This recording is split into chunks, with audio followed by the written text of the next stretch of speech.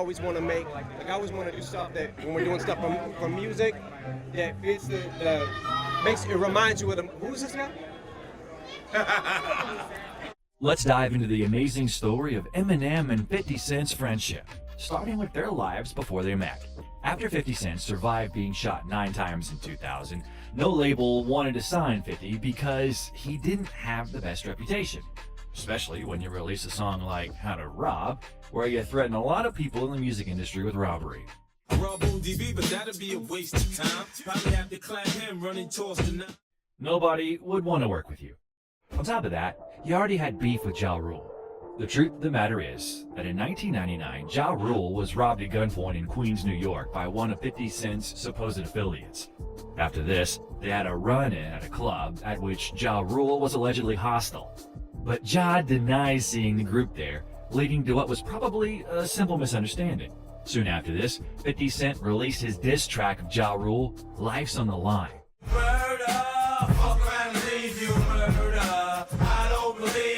However, it wasn't until the next year, 2000, that things got a little physical. In Atlanta, Georgia, the pair were booked to perform at the same club, which ended in a physical altercation between the two. Later that year, 50 Cent was stabbed. 50 Cent's G-Unit crew ran into Murder Inc. at Hit Factory Studios in New York City, where Ja was allegedly tipped off to their whereabouts. We mention this beef for a reason, as we will refer back to it later. In general, by that time, 50 Cent had made a lot of enemies, so he struggled with labels. This greatly upset the rapper. The producer of Sha Money XL told 50 that he had just bought himself a new house, and that the rapper could record there. He then came with his homies. They then found a DJ called DJ Woo Kid and started recording mixtapes. 50 Cent's records reached Detroit, that is, to Eminem. He couldn't stop listening to them, and Slim Shady was ecstatic. I brought it to Dre. Dre heard it. He was sold. And basically we said, let's do a joint venture. We flew him out to LA. I had a meeting with him, and I sold myself to him and told him what I wanted to do. And then got Dre involved. We had a meeting the next day. As 50 Cent said in an interview, I'm on the dream team now. I have 2 of the coolest bodyguards, Dr. Dre and Eminem. Eminem was most instrumental in the process of signing 50 Cent to a record contract. The deal was that it would be a joint venture between Eminem's Shady Records and Dr. Dre's Aftermath Records, all under the umbrella of their parent company, Interscope Records. This was an ideal situation for 50 as an artist, as he had the benefit of having both Dre and M in the studio, contributing on the production side of things. In 2002, a track for the film 8 Mile was released under the name Rap King. I ain't digging a hole for this rap game, man, I'm telling you, no, it ain't happening. In 2003, the historic album Get Rich or Die Trying was released. Eminem featured in 2 tracks. I got something for your ass, keep thinking I'm pussy right now on the edge, so don't push, man. Patiently waiting to make it through all the hate and debating whether or not you can even weather the storm. By the way, in the song Patiently Waiting, 50 Cent called Marshall his favorite white boy. Eminem also took part in the legendary Indie Club music video, and in turn, 50 Cent mentioned his friend in the song. Right here is Eminem's movement, but I'm gonna hold on to this one. I'm gonna keep this one. He got a few of them. Let me just say something right quick. Every year, you don't get to keep these when you go backstage. They exchange them and everything, but I'm telling you, 50 is the only person that I've ever seen that's got to keep a Moon Man.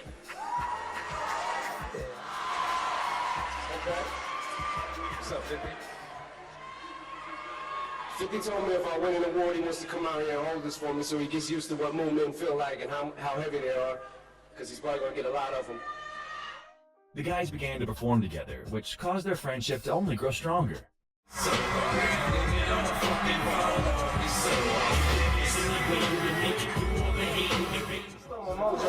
I'm gonna get it right back. Give it back right now. Yeah. Give me one.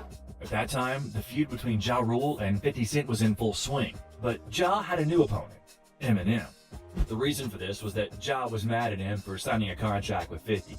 Therefore, Ja released his diss track where he mentioned Marshall's daughter. Your mother's a crackhead and Kim is a known slut, so what's Haley gonna be when she grows up? Therefore, as a response, Haley's Revenge was released, where we also hear a conversation between Eminem and his daughter. What do you want to be when you grow up, baby? But I don't want to grow up to be like Ja Rule's little dirty ass kid. But this was not the end of it, because 50 and M made a joint diss track against their opponent. In Hail Mary, the guys taunt Ja Rule for never being able to become the next Tupac.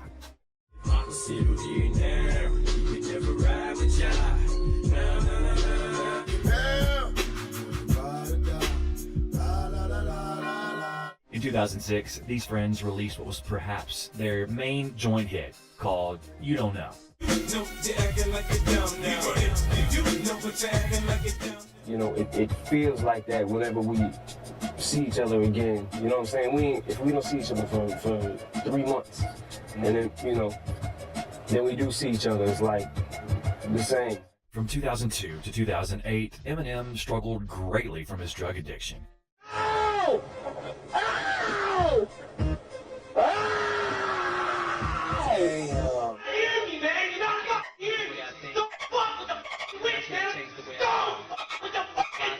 In 2006, M's health deteriorated exponentially, especially after his close friend Proof died.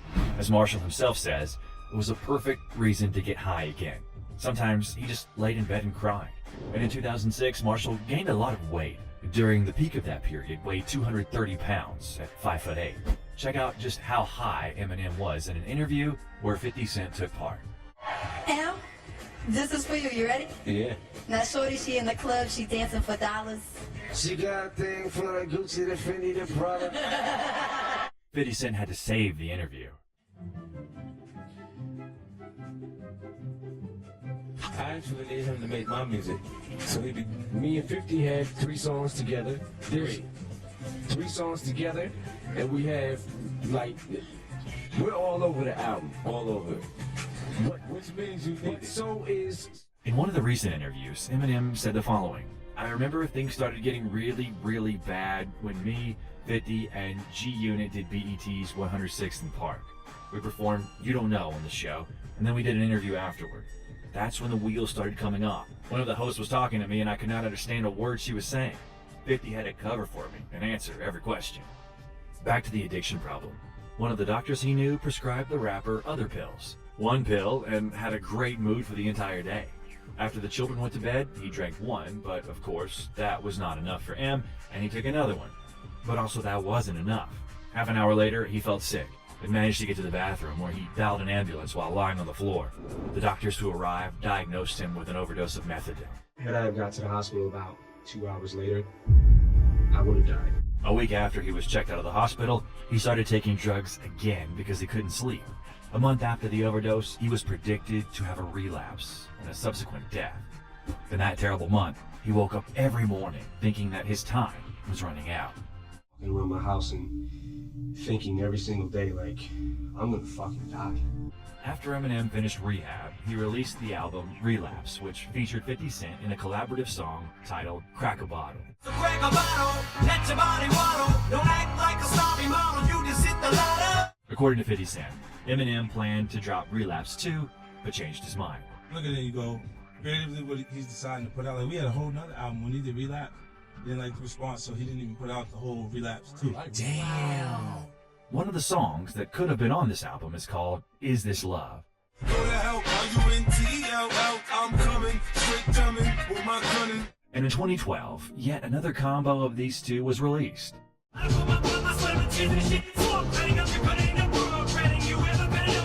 Hip hop is black music. Unfortunately, for some people, it's tough to accept that you got a white artist that does it better than black artists. Also, to quote what 50 Cent said about how important Eminem is to hip-hop culture, he said, I think Eminem is more important to hip-hop than people actually credit him for. Eminem knows how to properly cheer up 50 Cent. That same year, 50 was hospitalized due to food poisoning he got after eating a burger.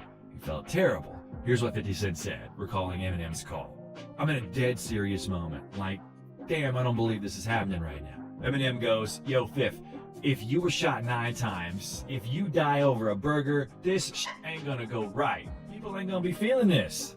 He's a guy that, one of my best friends, because I can trust that he's gonna be honest with his constructive criticism when it's time to listen to the music before it goes out. In 2015, 50 Cent and Eminem turned down See You Again record.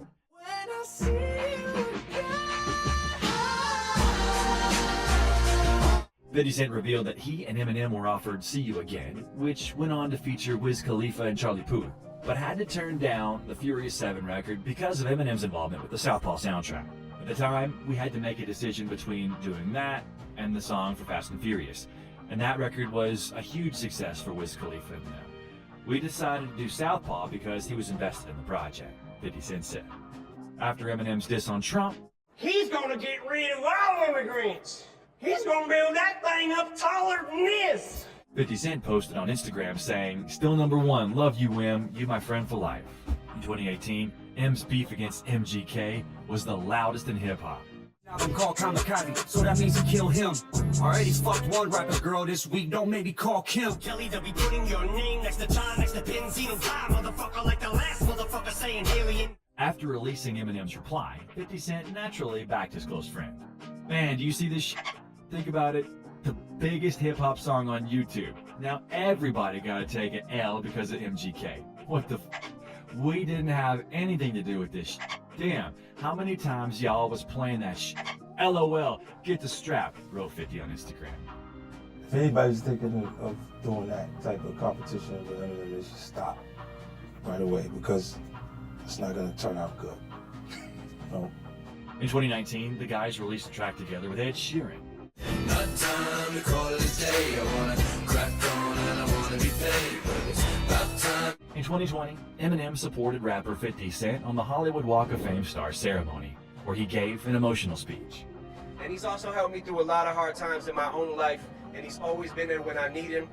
So 50, congrats on your star, man. Hollywood is making official what I knew from the beginning and Dre knew from the beginning. Thank you. In an interview, 50 Cent talked about a funny chat with Eminem. He texted me and was like, "Yo, Dad, when you gonna fly me in private so I can land on that dick?"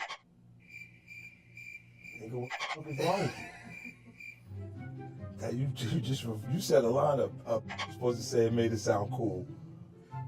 Right? And he said, oh, so he's some other stuff. But he stopped doing what he's doing to do that. Right. You know what I'm saying? That shit makes my day on a whole nother level. Because I'm like, it was random. Like, you know what I'm saying? Like, and it's like, I love him. That's my guy. For those who don't get it, Eminem made a reference to the song The Woo. Kind of bitch, she be saying some shit like when you gon' fly me in private so I can land on that dick. In 2021, the series Black Mafia Family was released. It's a crime drama television series that revolves around the Black Mafia family, an organization involved in drug trafficking and money laundering. 50 Cent was one of the producers of the series. He, of course, called Eminem to play the role of the character White Boy Rick. What up, though? What's up, H? What the fuck is that? It's White Boy Rick. In an interview, 50 Cent said that Eminem didn't want to take part in the film because of his bad experience with 8 Mile. He struggled to convince him. As some of you may know, after filming this movie, Marshall got addicted to drugs. And in 2022, the guys gave a legendary performance at the Super Bowl halftime show.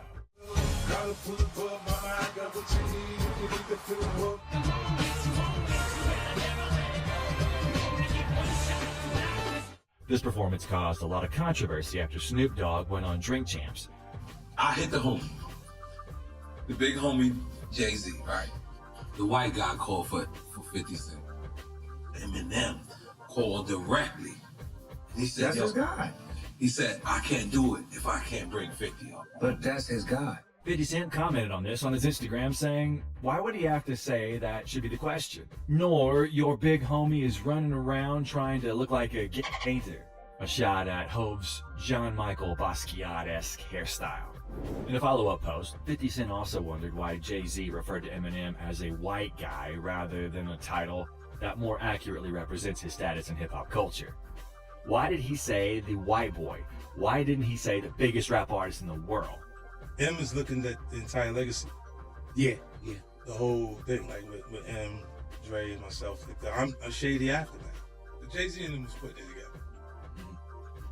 So I think they still harbor some energy towards me. After such a spectacular show, representatives of the World Cup invited Eminem and 50 Cent to perform, but Eminem refused. The budget was $9 million.